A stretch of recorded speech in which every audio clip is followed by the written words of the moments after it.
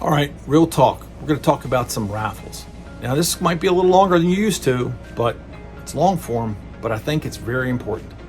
Honestly, and I'm talking to you, Baltimore, and I'm talking to you, Maryland, and I'm talking to you, Pennsylvania, and I'm talking to you, Delaware. Now, you're going to do a fundraising event, right, for a cause, for somebody needs money.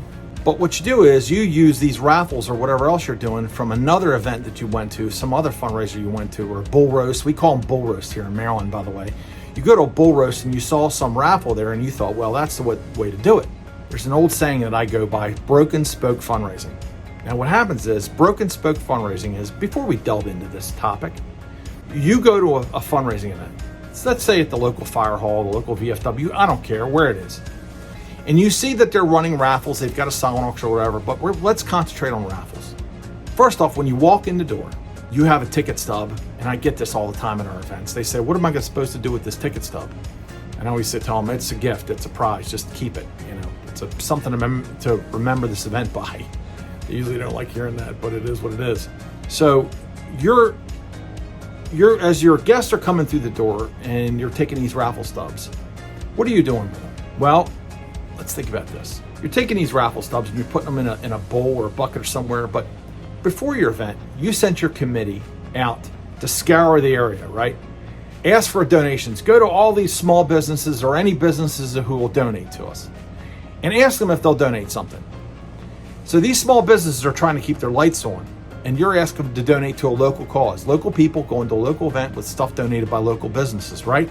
So you take these things and these people think, well, I'm going to help out the cause. I'll give you, I don't know, I'll give you a bottle of wine or something, anything, bottle of bourbon or whatever, or some candles. They give it to you and you tell them, and if you donate to us, we're going to advertise for you and everything else. So what do?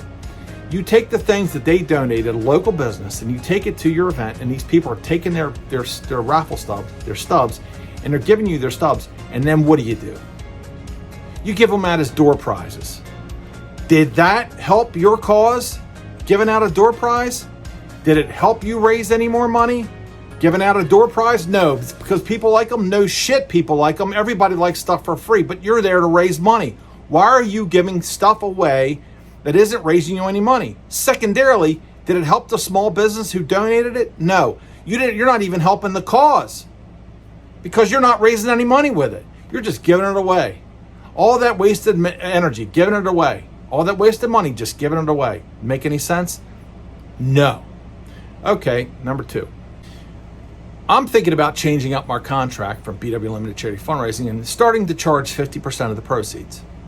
So whatever the profit is, I'm going to do it for 50%. So you have to give me 50% of your take. Let's say you raise $100,000. You got to cut me a check for $50,000. Would you hire me to do that? I doubt it.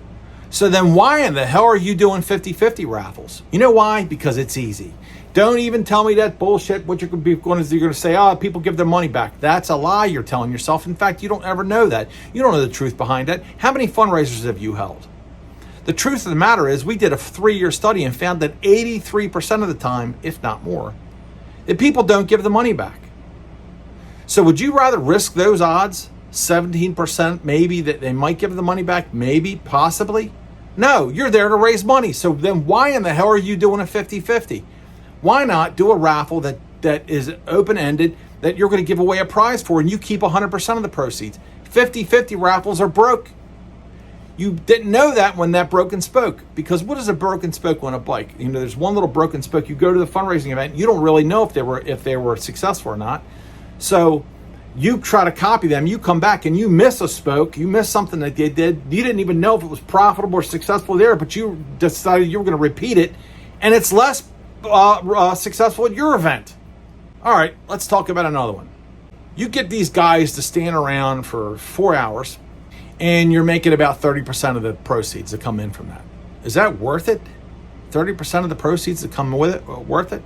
Then why, if that's not worth it, then why the hell are you doing a money wheel? Yes, people are crowding around. Yes, it's fun to hear the wheel. And yes, it's a great thing, but it's fun because everybody wants to win real money, including me. But if it doesn't make sense, then why are you doing it? Don't do it. Don't do a money wheel. Don't give away money as a prize. I do like the 50-50. I tell people, my clients all the time, we don't give money as a prize. Don't do it. The other one is, let's just say you go to some florist and the florist decides that they're going to donate a whole bunch of flowers. So what do? You take all these flowers they donated and you do it on a money wheel. Well, not a whole lot of people want to play it, but you don't make a whole lot. But you took all those flowers that person donated that probably cost them a lot of money, and you put it on a money wheel that takes 4 hours. And sometimes you don't even get enough winners. So you either wind up selling the things or giving them away. It's not a profitable or a successful fundraising raffle. But why you do it? Because you saw it done at the last one. So you're going to redo it and redo it and redo it. Okay, the last one. This is the one. I love it because we just did one in Lexington and it was fantastic. Somebody donates, let's say, we're going to use that, 100 bottles. Let's just say they give you 100 bottles of wine. So you put them out as people are checking in and you charge $20 and they reach in, they pull it out. It's called a wine pool. They reach in, they pull out their wine and everybody gets to buy a bottle of wine for $20. It makes you $2,000. Yeah, $2,000 is pretty good. But let me ask you this. Why couldn't you done an open-ended raffle and made a hell of a lot more money? We just did one in Lexington. We had 100 bottles of bourbon. Guess what we charged? $100. And the founder signed all the bottles. He made $10,000 from that. Now, is that profitable? Guys, don't broken spoke fundraising. Remember I said that. If you went to a fundraising event, I don't care what kind of event it was, and you think you're going to copy it, before you copy it, ask questions. Was it profitable? If it wasn't profitable, don't do it. If you're not going back and asking those people, did you make a lot of money doing this? Like for the old adage of, we got to have all 100% donated items. If it wasn't profitable, if you found that they did this big event, I hear this all the time. There was 400 people there at George and we made $8,000. Was it profitable? Was it successful? Or are you just doing whatever you're going to do and accepting it as a win? Most people just do whatever they go. They don't even study it. Whatever they raise, they raise. And they have a big party with dancing and all that. That's not what fundraising is about. Before you get involved, before you start fundraising, ask yourself, do you want to be successful? Do you want to raise a lot of money?